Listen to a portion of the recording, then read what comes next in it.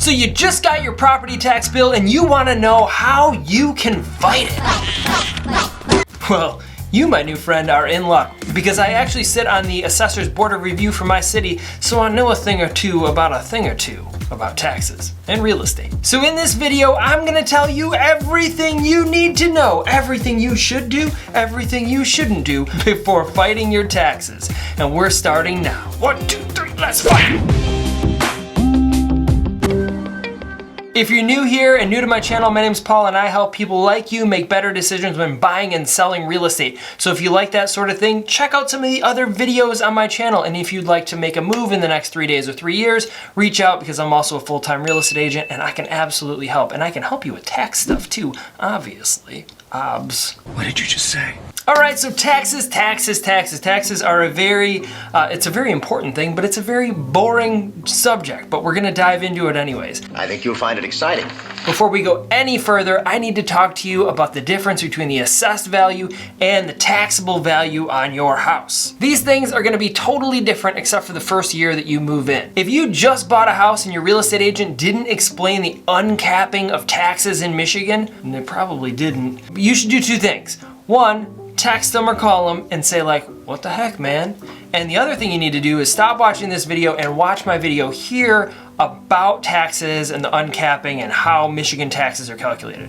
I normally don't send you away too early in the videos, but this is like super important. All right, so let's dig into this. We'll start out with the things that you shouldn't do when trying to fight your taxes. Number one, the purchase price for your property does not matter. If you got a sweet deal on a house that needs a ton of work, it doesn't matter. Properties are assessed at 50% of the fair market value, so the actual market value of your house on a mass scale. If you buy a $1 million house and you get it for $700,000, you're gonna be taxed on it like it's $1 million house because that's what it's worth. Again, your real estate agent should have explained this to you. So the second thing is lack of maintenance. If you don't take care of your house and you expect the city to cut you a break on your taxes, it's not gonna happen. But my roof is old. That's your fault. But my driveway is all busted. That's your fault. But my windows are all original and I can feel a draft coming through. I need a blanket to keep me warm at night. Not my fault.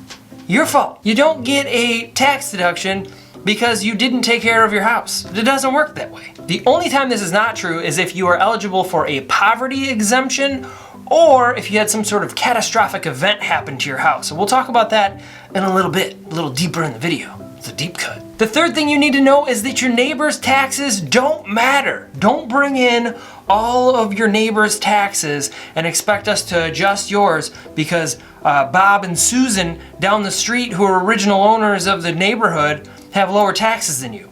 That is not the way that this thing works. Unless they bought the exact same house on the exact same day, their taxes are irrelevant. Don't even mention them.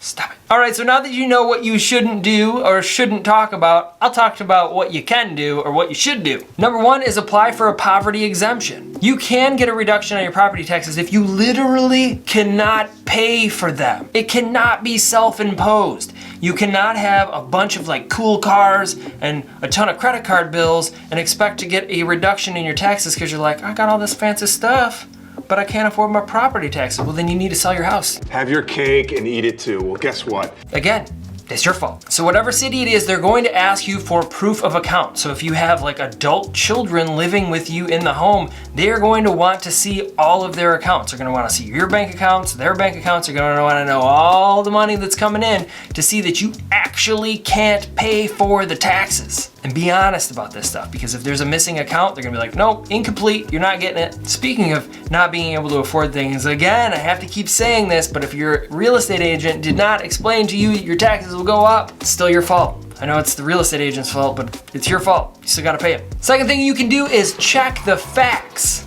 Well, I mean, really, you just need to check to see if the facts are the facts about your house. You take the good, you take the bad, you take them both, and there you have the facts of your home. If you're being taxed on something like a pool that's maybe it's been removed years ago, or a finished basement that you no longer have, stuff like that, you can get that removed from the tax roll. So they'll say like, oh, you don't have the finished basement anymore? Show us proof. And you have to be prepared to show proof. Show proof that it's not there anymore.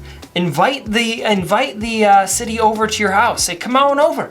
Let's have a little party. Party? No parties. Maybe not a party, but come on over. Check out the basement. See that it's not finished. You could see that the stuff's gone.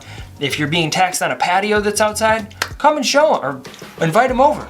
Say, check it out, no patio. And walk the property, look at it. But if you invite them over to see that the patio is gone and you, let's say you finished your basement and they can peek in and see that you now have finished your basement and that's not on the tax roll, prepare for your taxes to go up. So that's a little trick there. I gotta tell you about that. That does happen. People complain about their taxes and go and check out their house and taxes are going up. Third thing you can do is be prepared. I cannot stress this enough. If you're gonna go and sit in front of the city and you're gonna talk about like why your taxes should be going down, show them why. Have the proof. If homes are really selling in your area for far less and you're being taxed way more, show them. Have that. Have it ready.